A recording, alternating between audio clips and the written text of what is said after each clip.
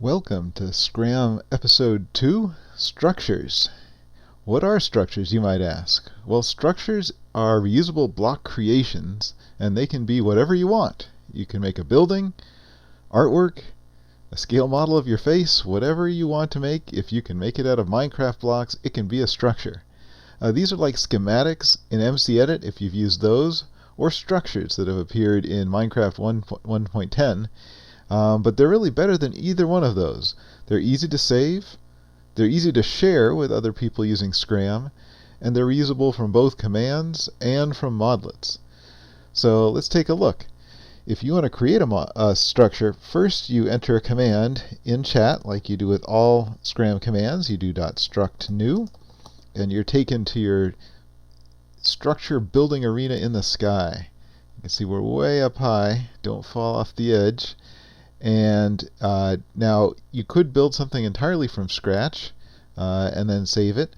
I'm going to take a shortcut here to show you a different command, which is .struct load, which lets you load a mod. You have to tell the name. I'm going to load castle, and it pops it right in. It loads it up, and you can see it. And you can make enhancements to it. Let's say we wanted to make the center wall a little bit higher. We could do that. And make the rest of the towers a little taller for effect. And then when you're done making your changes, making your beautiful castle, you can do .struct save castle. And your castle will be saved. And at this point, when you're done, you probably don't want to stay up here high in the sky forever. So you do .struct hide, and it returns you down to Earth. You can still see your spawn point your structure build arena way up high in the sky. And if you remember earlier, I said you can use the structures from both commands and from modlets. So let's start with from commands. So let's go over here, go over to this corner of our world, and we can do a command called .struct place, and you have to tell it the name. Let's say castle, and there you go. There's the castle. You can see this is our new castle.